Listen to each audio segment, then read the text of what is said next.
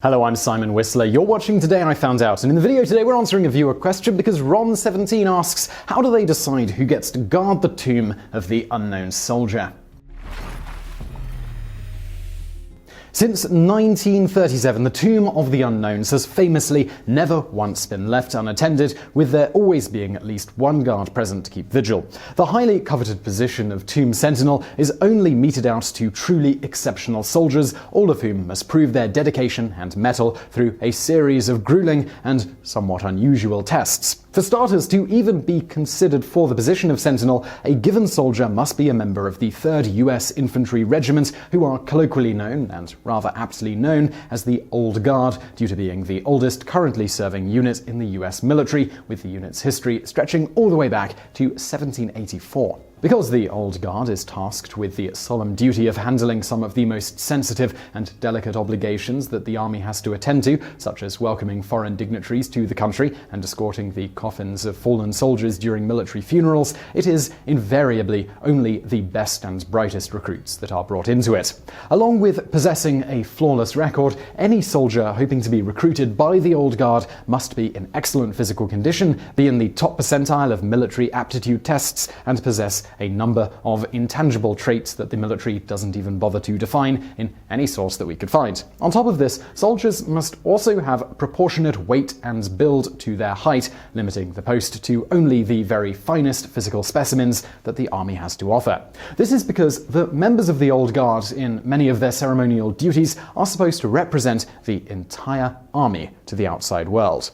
After becoming a member of the Old Guard, a soldier can, if they so choose, apply to be a tomb soldier via the Sergeant of the Guard by simply knocking on the door to his or her office and stating interest. While this is rather simple to be considered and score an interview, a soldier has to have distinguished themselves from the rest of the Old Guard with their dedication and conduct, as well as possess the aforementioned unmistakable soldierly appearance. Now, this soldier is also tutored in the expectations placed upon sentinels and their general duties, and then he's given a crash course in how to maintain their uniform, which is much harder than you might think, as we'll get to in a moment. Now, at the end of this trial, the soldier will be given a test on each one of these points, which they're expected to pass with only a 5% margin of error. If they fail any test, they will no longer be considered for guard duty. Any soldier able to pass this trial period will then be handed over to a seasoned Tomb Sentinel for a year of additional training. Under the tutelage of the experienced Sentinel, the soldier is expected to, among other things, learn 17 pages of additional detailed history about the tomb and the cemetery, which they are expected to recite back on command perfectly and put in written form, including all relevant punctuation, with only a few mistakes allowed. Furthermore, trainee tomb guards aren't allowed to laugh or even smile while they're on duty, even in the guardhouse, and are expected to hold themselves in the most respectful manner possible at all times while in close proximity to the tomb.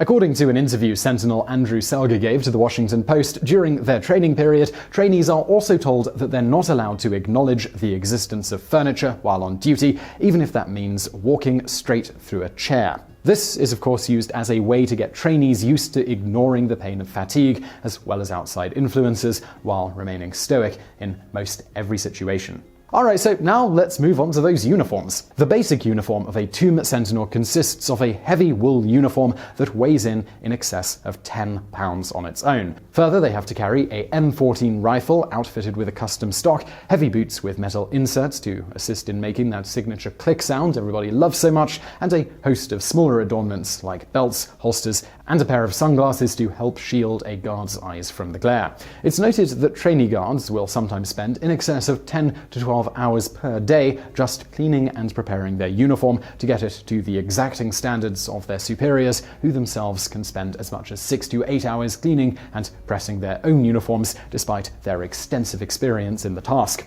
As part of this preparation, the badges, buttons, and metals on the uniform must also be accurately placed to within 1/64 of an inch. The uniform standards for the Tomb Guard are so legendarily strict that to pass the test to become a fully fledged member of the unit, trainees will be asked to present themselves in uniform, whereupon they are marked on 100 individual points by a superior. Prospective guards are allowed only 2 minor infractions during this test, so must achieve a 98% rating or higher. In keeping with the ideal that the Tomb Guards must always strive to be better, nobody has ever been given a perfect score. For the most part, the uniform of Tomb Guards remains pretty much unchanged throughout the year, with the only real changes occurring in winter when the guards are permitted to wear seasonally appropriate hats and gloves, if they so choose. For anyone curious about what would happen in the very likely event a guard turned up for his shift and felt that he was too cold or hot for the uniform, according to the aforementioned Sentinel Andrew Selger, they'd simply be told to suck it up. But not many guards would ever complain. In fact, most guards with this duty consider it an honor to be tasked with guarding the tomb during the most extreme bouts of weather, which probably explains why the tomb has remained under guard during extreme heat, snow, hail, rain, and even the occasional hurricane. In the most extreme weather, such as during the relatively recent Hurricane Sandy, they are allowed to stand watch in a small enclosure known as the box, made of cloth with an open front, but they can do this for no more than 2-hour intervals before resuming their march. In that particular storm, one Sergeant Shane Vincent volunteered to take an entire 24-hour shift, though occasionally his fellow guards joined him for support. If, and only if, a trainee is considered ready, they will be given the honor of conducting a walk, which basically entails what a fully fledged guard would do. Only this walk is conducted at night, away from the prying eyes of the public and under strict supervision. In accordance with tradition, a walk consists of the following. While on duty, the Sentinel crosses a 63-foot rubber-surfaced walkway in exactly 21 steps. He then faces the tomb for 21 seconds, turns again, and pauses an additional 21 seconds before retracing his steps. The cadence of the march and the placement of feet is strictly graded, and the number 21 is of paramount importance to a successful walk, as it is symbolic of a 21-gun salute. After a walk duty is completed, the guard will then be relieved of his or her position with an elaborate changing of the guard ceremony, which occurs every 1 hour in the winter and every half hour in the summer, and proceeds, as quoted from the US Army's website, as follows. A relief commander salutes the tomb and announces the change. "Ladies and gentlemen, may I have your attention please? I am," and then they state their name and rank, "of the 3rd Infantry Regiment, United States Army, Commander of the Relief, Tomb of the Unknown Soldier. The ceremony you are about to witness is the changing of the guard. In keeping with the dignity of this ceremony, it is requested that everyone remain silent and standing. Thank you." He inspects the oncoming soldier and his weapon, depending on whether he's wearing cold weather gloves, which prohibits a complete weapon inspection. Then he and the new soldier meet the retiring sentinel in front of the tomb, and all three salute the unknowns. "Pass on your orders," the relief commander, who is the only soldier entitled to wear rank insignia, directs the relieved sentinel, according to the tomb's standard operating procedures. The relieved sentinel then tells his replacement, "Post and orders remain as directed." "Orders acknowledged," the new sentinel replies, before beginning his patrol. Now, this ceremony is mostly for show, and it only really occurs during the cemetery's opening hours. However, just because there's nobody around at night when the cemetery is closed doesn't mean the theatrics stop. Long after the gates to Arlington close, even in the wee hours of the morning, guards and sentinels never stop watching over the tomb, and they continue walking along that 63 feet of rubber with incredible precision. In accordance with tradition, nobody who guards the tomb wears anything that would denote rank, so that nobody outranks the unknowns. However, after a year of constant drills and training, and if they're able to pass a series of tests that demand nothing short of perfection, a trainee will be promoted to Tomb Guard and given a Tomb Guard identification badge. After receiving this badge, if they have served in the capacity for 9 months without being removed from the post for some infraction, they are allowed to wear it for the rest of their military career and officially gain the title of Sentinel rather than just Guard.